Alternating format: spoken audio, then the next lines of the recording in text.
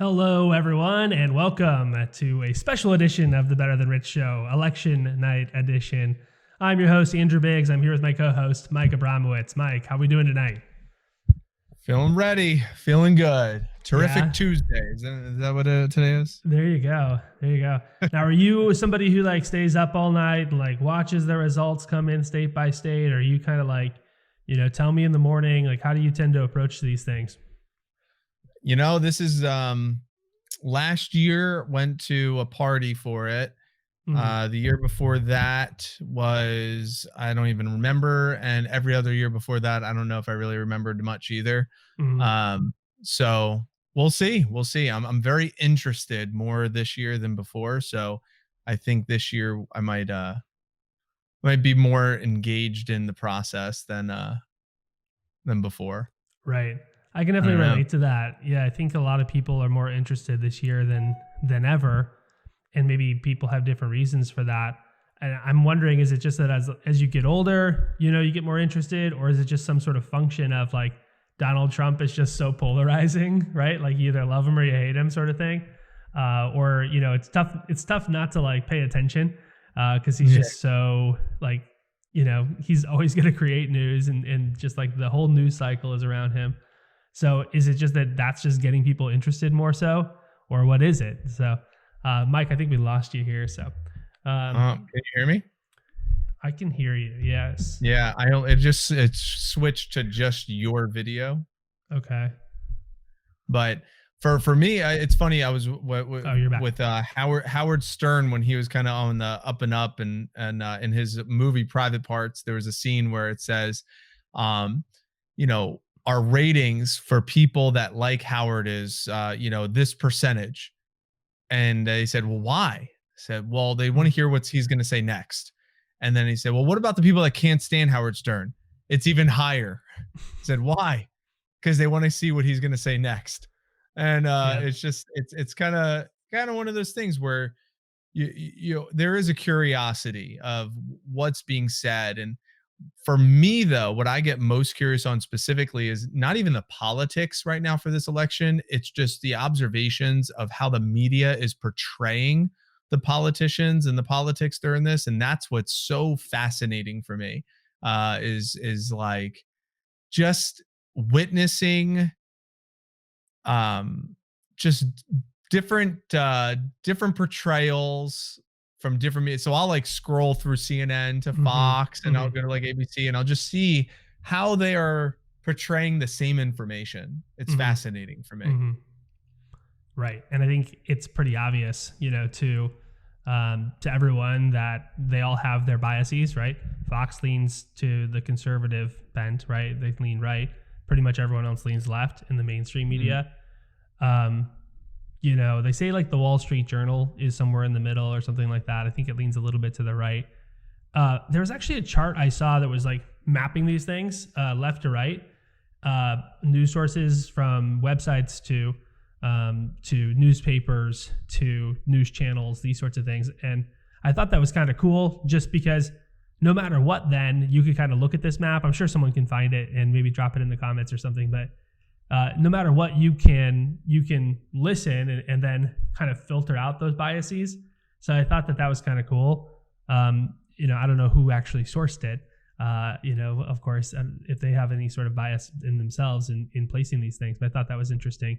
But basically, in some ways, I've heard somebody say this. Tim Pool, who I really follow online and in YouTube, who's super. He's always been a Democrat. And he was a big journalist who covered Occupy Wall Street and really got into that sort of thing for a long time. He kind of supported the outside sort of chance candidates on the Democratic Party, though, like Andrew Yang and Tulsi Gabbard early on. And, I don't think he's supporting Biden, though, now, simply because, a lot of people, I think, are pissed off, right, about the Democrats going with a very sort of old school guy who's, kind of the quintessential politician. Now, some Democrats are still, some are hardcore still for it. Some are holding their nose anyway and still pulling the trigger. But I do think there's a large subsection of people who are kind of defecting which is going to be an interesting thing. But how did I get on this rabbit hole with Tim Pool? What was I going to say? One of the things that was, did you see the documentary No Safe Spaces? Oh no, I wanted to see that. Adam Prager and Adam Carolla. Right. So that's what's fascinating for me. I know we were talking about like the news, the media, you got the Foxes, more right. And then you got pretty much all the other ones are left, even though CNN sometimes used to claim that they were kind of in the middle, where it's definitely way, way, way left. But so the No Safe Spaces idea, if you haven't seen the documentary, it's again fascinating to see how, even regardless of whether you're left or right, the ability to voice your opinion is not allowed. And it's almost it's showing how our amendment right to speak, freedom of speech, is being very much restricted and manipulated. And a lot of that has to do, in my opinion, with how the media is just portraying the information to us. Like they're taking it and giving it to us and saying, this is how we view it. It's almost the way I look at it is taking a bunch of actors and actresses and putting them into the news and giving them the wherewithal to talk about politics with the public, even though they're really not talking specific politics. They're talking about an agenda that they're pushing. And no matter what, they just need that agenda to be received. And frankly, I don't care if you're red, white, blue, black, it doesn't matter what your beliefs are. It doesn't make a difference. But I do think that there is a responsibility of the individual consumer of the information and the responsibility of the network who's giving the information, just to at least make sure that it is backed with evidence that could be debated. Right. Or at least willing to hear both sides or all arguments. Right. Totally agree. I remember when I was trying to get to my initial point with Tim Pool, he said, a lot of this election is going to come down to like where you get your news from. Right. And mostly what I think he's referring to explicitly is, are you getting it from mainstream sources, or are you getting it from alternative sources like the internet? And, if you're getting it from the internet, you're going to probably tend to vote a little bit more for Trump. If you get it from mainstream, if you're watching CNN all day and MSNBC and these sorts of places, you're probably going to vote for Biden. So I thought that was kind of interesting, sort of thing. But the No Safe Spaces thing is a really interesting thing too. I mean, basically we're talking about freedom of speech. The whole point there is like, it's Jonathan Haidt's research, right, in the coddling of the American mind that is a rabbit hole I know I've sent you down on his work. I listened to about 90 minutes of it so far. Yeah, talking about anti-fragility, right? And kind of this new idea that what doesn't kill you makes you weaker. In other words, that if I am exposed to something that is an idea that I don't hold, it somehow harms me, right? And this is where hate speech, this idea of hate speech, comes through. And it's a complete perversion of the idea of hate speech. Hate speech used to have a very particular definition, like a slur or something that was very, was an incitement to violence or was violent in and of itself. But now it's simply ideas I don't like is the definition of hate speech, right? So, I can be offended by pretty much anything you say, Mike, as long as I choose in my own internal experience to be offended by it. And that's why a lot of the comedians won't even go to college campuses to speak anymore or do their comedy, because it's just like, we don't want to go. And that's featured in the documentary. Correct. Too. Yeah. What's the point? Yeah. Why would I go to an audience who, thinks I'm somehow assaulting them with my words, as opposed to having fun, right? And playing with ideas, which is what comedians are supposed to do, of course. So yeah, dude, it's going to be an interesting night. Who knows? Like, I've been talking to a lot of people. Some people, there's a lot of different opinions. I coach tons of different folks that are on every single side of the political spectrum, and I know that for a fact because they'll tell me. And guess what? I get along with all of them. They all love working with me. So it's like there is a world in which everybody can work together. By the way, I love David Gonzalez's top. He says this episode is beginning to trigger me. Yes, good to know, David. That's what we're here for. You can always count on us to trigger you, brother. So thanks for chiming in. Yeah, man. I mean, with that being said, one of the things that the documentary No Safe Space, I just want to finish this last thought on this because you're good. there was a part in there where Ben Shapiro, it was the first time I got exposed to Ben Shapiro, and he was going to UC Berkeley, and the UC Berkeley had to fund hundreds of thousands, like $250,000 in law enforcement just to protect the university from civic riots is what they, or civic protests of making sure that no violence was going to go down because Ben Shapiro was going to talk openly about whatever he was going to talk about. And they had to use $250,000 of taxpayer monies to make sure that it was protected to create a space for him to speak openly about whatever he was going to speak about. And that was just one example. There was another example of Jordan Peterson going and speaking and again, using taxpayers' money to protect the school or the organization or the institution from potential unrest. Again, it fascinates me that people would get like that. They think that would be appropriate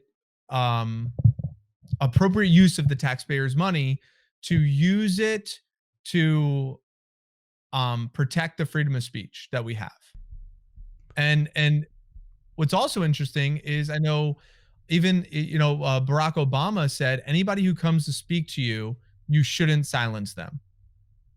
I agree. And that was, I agree with that. Mm-hmm. So it doesn't matter if it doesn't matter if you're left, right, it doesn't matter if you're in between, it does not matter, but you should be able to speak and just say what you want to say and then not be labeled and categorized and, verbally castrated by your beliefs about whatever it is that you say you believe and identified and put in this little box and say, okay, you're here. If you believe this, then you're that.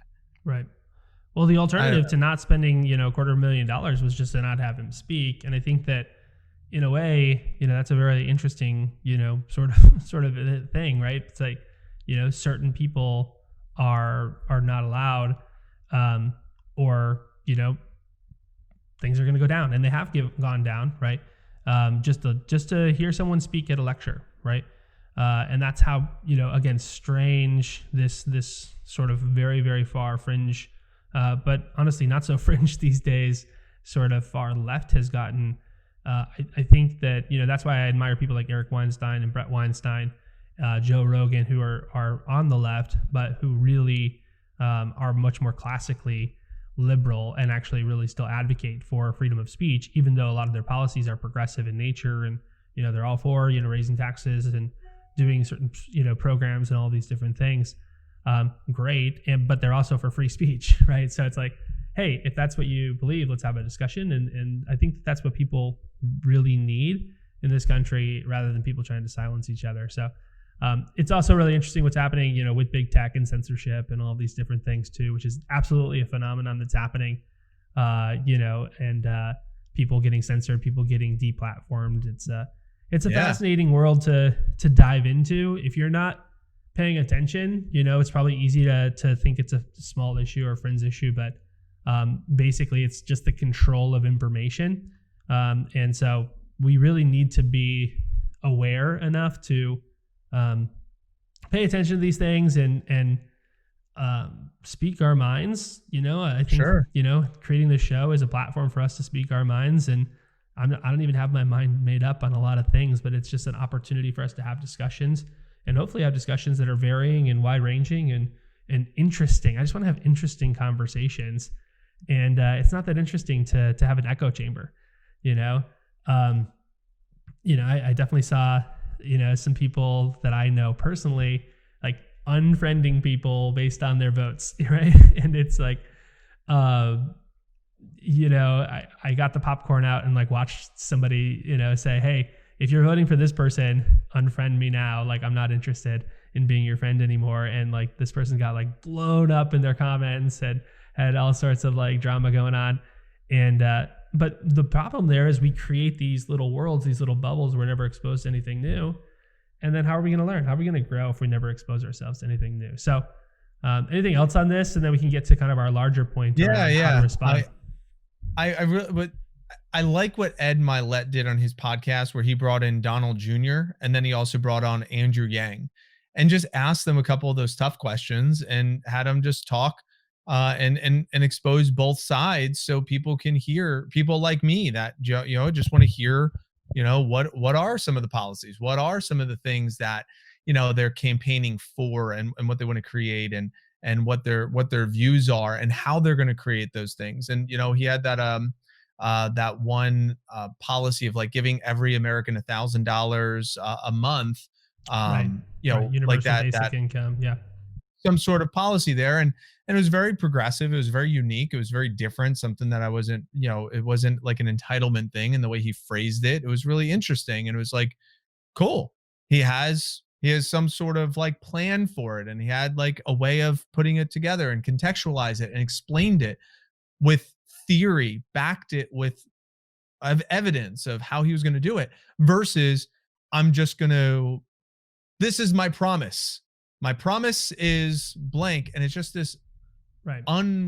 Like my promise, like, I don't know if you saw the, one of the ads just popped up when I was listening to something about not everyone starts at the same place, but everyone should finish at the same place. Don't even get me started on that ad, Mike. That it didn't make any sense. I mean, I was talking to one of my students I work with, and her parents came here from Russia, and she said, you know, she just turned 18 and she voted, and she sent the FaceTime to her mom and says, I just voted, I'm 18, and I just want to thank you for all of what you did to get us from Russia to America, so I have the opportunity to cast my vote. And her mom started crying. And she says, you don't know how much that means to me, because we didn't have a voice when we lived in Russia. And, you know, we actually have the voice. We have the opportunity and the privilege to vote. And that resonates with me so much. And I know Andrew Yang is similar and talks about that, you know, coming from immigrant families and now as an entrepreneur here in America, and can relate to that. But the fact is if you don't start at the same spot as everyone else, in America, the land of opportunity, you can still build something really beautiful here. And if you do decide to build something really beautiful here, that ad then says, but you don't want to make it too beautiful, because then it's not equal for everyone else that's not making the same decisions as you. So therefore we got to hold you back a little bit, or we got to even the playing field just a smidge, where that shit doesn't make any sense to me. But it sounds really nice when I hear the ad. I'm like, yeah, people should finish, you know, and you know, equality and you know, all that sounds good in theory. But when you ask the second and third and fourth question about it, it doesn't seem like it's founded on very fundamental foundational principles and evidence to say that's actual, viable, sustainable, or plausible. Right. In fact, it's been tried many times and it's failed miserably, and the blood in the streets has been in the tens of millions of people. You know, but that sucks that people hear that and then they'll say, yeah, that's what, like the minimum wage we some talked really about. nice It's like, window dressing. Right. Yeah. So yeah, it's a very, you know, basically if you haven't watched it, go watch the ad. And it's from Kamala Harris, and she's doing this voiceover. And basically the whole concept there is that, you know, we need to all finish at the same place. So equity. So basically it would suggest that any sort of discrepancy in sort of like living standards that anyone has ever experienced is somehow a result of something being unfair. Right. And I saw this great tweet from Thomas Sowell, who's, you know, really, he's getting up there in years. I think he's probably like 90 years old. But everyone needs to know his work as well. He's a Black intellectual, and I just point that out because it's important to have minority voices, fighting and advocating against some of these policies, because I think they oftentimes will listen to them more. Unlike me and you, right? Just by virtue of our skin color, which is okay. I don't know if it makes much sense, but I like when I see people making sense and espousing really good policies. But he said, hey, we can't even get outcomes from within the same family. Like, two siblings raised under the same exact house oftentimes have very, very wide outranging outcomes, right? In terms of how they live and how they end up. Like, how are we going to do this across the entire society? Like, it's just not possible. And it's just because people have varying different degrees of work ethic. They have varying different degrees of skill sets. They have different skill sets. They even have different desires. Like, some people don't want to, become the CEO of a company. For some people, that sounds like a really terrible idea. For some people, it would be a really terrible idea. So just letting people have freedom of choice, that's actually the whole, foundation of what the American experiment is all about. And so, that's why that ad is so incorrect. By the way, I found this online. I'll just drop it in here. Looks like it's taking up the whole screen, so you can't really see us now. I'll drop it off here in a second. But this is what I found online. I guess it's from, can't really see that now. What's it say? More in Common. But basically the hidden tribes of America, right? So we have, these wings here on the right and the left. So devoted conservatives, traditional conservatives. I don't know where they're getting their data from, but I just found this was a really interesting idea. It's like 26% in the middle are politically disengaged, moderates 15%, passive liberals 15%, 19% traditional conservatives, 11% traditional liberals, with 6% devoted conservatives and 8% progressive activists. Has some characteristics that are typically going to fit these groups. They put in the middle the exhausted majority, and I think that's definitely where I fall. And I think that what that tells us is that, what does that add up to? 70, what is that? 15, that's 30, 56, 67%, right? So 2/3 are the exhausted majority in the middle. And so it's just important for us all to remember, like, we have a lot more in common, and we all need to kind of come together. So, my plan tomorrow, no matter who's elected, is I'm going to wake up, I'm going to go to the gym, I'm going to, get my kid off to school, I'm going to show up to work and serve my clients, and I'm going to take, responsibility for my own life. And I think that at a larger point, that's really what we wanted to come here tonight and just say, like, hey, this is our recommendation. No matter how you break down and whether you're super pleased or displeased, the point really is, it's not the government's job to make your life better, right? It's your job to make your life better. And if you are counting on the government to make your life better, you are automatically passing off the responsibility of your success, of your virtue in life, of where you're going to end up, to somebody else. You are not taking control of the situation. You're not practicing leadership. So my big message to you all tonight is, it's not the government's job to solve your problems. Vote your conscience, vote what you think is best. But ultimately, no matter who wins, it's your job to make your life better. Mike, what do you think on this topic, and what's coming up for you? Yeah, that's so well said, Andrew, because it's so true. And the less we're reliant on anything outside of us, the more fulfilled that we can actually become in life. And I think it's not that I'm approaching it like it's a sport, but it's the closest thing to sports that I would say, and where I'm watching it from the sidelines and I'm going to be unaffected by the outcome. Now, granted, there might be some effect, but I'm going to still do my best with whatever circumstances are, portrayed. Like, for example, moving everything virtual due to a circumstance that was outside of my control. Wearing a mask in public from the time I walk into the restaurant and to my table, not at my table or not outside the restaurant, but like just in that one little spot. I have a little tongue in cheek there, but anyway, so wear my mask where I'm supposed to, hey, I had to change my lifestyle a little bit due to it.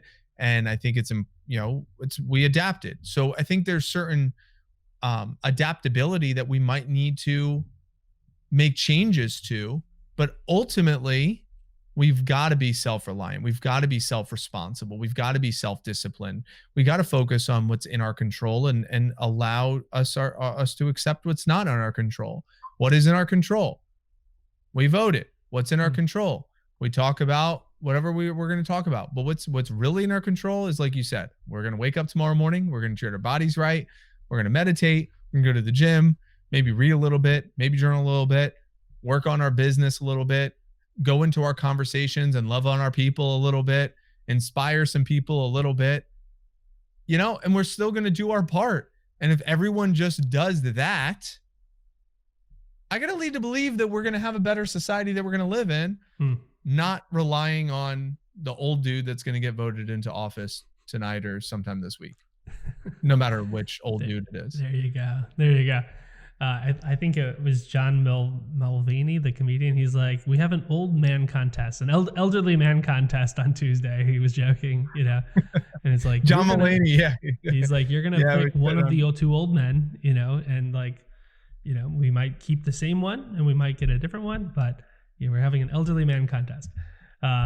So vote for your favorite elderly man. So yes, I think that we all feel very similar. And I guess, kind of one of the biggest things I'll just say, if you're out there, like there's a lot of reports of like mental health, like issues and people, being super intense. And of course, the tensions are high. And in some ways people do feel very strongly about this election, which probably is going to keep going for a while. Right. In terms of, I think people are going to continue to think every election is the most important election ever. And who knows, maybe there's some truth to that, but no matter what, you can control your life way more than someone, 1,000, 2,000, 3,000 miles away, depending on where you live. And it's like, you need to take responsibility right where you're at. That's our message for you guys tonight. And take a little pressure off. Like, the world's not going to end tomorrow if the person you don't want to win doesn't win. And, if the person who you didn't want to win won, then, vote again in a couple of years and, in 2022 for, your Senate seats or your House of Representatives or whatever's up for you. Vote locally. I think one of the hidden things about coronavirus that's been really interesting is just the importance of like local politics and just how much that actually matters way more than federal in a lot of ways. Federal is still important, but like, all of us have had very different experiences based on what state or city or county we live in. So pay attention to that and, try to win the next one, right? Like if I lose pickup basketball at the gym, I hate losing. Trust me, I really do. But guess what I do? I go get a water break and I try to win the next game. So that's our advice for you guys. Mike, any other closing thoughts before we let people go for the night? Well, I'd like for you to answer this because, if someone's listening right now, and I believe that if you get angry tonight, you probably get angry over other things in your life. If you get sad tonight, you probably get sad over other things in your life. Mm-hmm. If you get enthusiastic tonight over the victory, you probably get enthusiastic over victories in your life as well. So it's like whatever emotion that you're going to feel today and during this week, you probably live in a lot of those emotions outside of just this election. So Andrew, my question to you would be, for anybody that's listening, how can they use this as an observation of what is their emotional home? And how could they not only observe what their emotional home is, but could it be a good idea to move their emotional home and build a new home if they find themselves getting triggered? It's a great question, man. I appreciate you putting me on the spot with this one. I'm thinking through it. I definitely think we tend to have emotional homes that we go to when triggered, right? Some people have a greater propensity towards anger, right? Some people have a greater propensity towards sadness.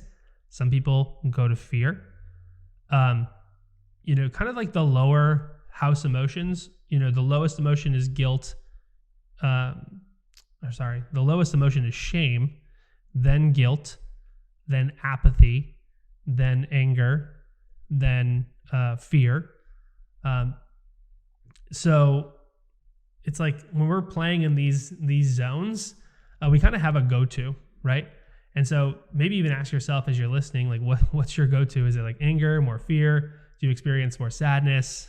And just kind of notice that. And one of the biggest things you can do, you were mentioning this on a earlier call or earlier show, was breathe into your body, right? Just kind of like in yoga when they're like, okay, let's all take a deep breath, through your, okay, breathe into your hamstrings. Okay. First off, that's a nonsensical statement, right? Like you can't breathe into your hamstrings, like from a technical perspective, but we all know what that means, right? Basically, it means bring awareness to your hamstrings, right? And one thing we can do is like breathe into our bodies. Imagine like you can breathe in through every pore of your body and then release the tension and then see where there's tightness in your body. So is it in your chest? Is it in your hamstrings? Is it in, in your stomach, in your feet, wherever, in your shoulders, in your back? That's a very common area. And just, doing some relaxation techniques is really good to kind of like let that tension and that tightness and whatever trauma may be bottled up there to unwind. And, one of the things I like to say is thank you to my trauma and thank you to the tension that's there. It just kind of helps for me to relax. And I think a lot of people I work with do that. So it's like, thank you. I love you. Appreciate you. Basically, what we're doing is we're talking to a part of ourselves that feels disconnected, because most people's conception of what we are is one entity, but it's probably better served as like a series and collection of entities underneath kind of like a super entity, kind of like what Freud was teaching. Although I don't completely agree with what Freud has to say.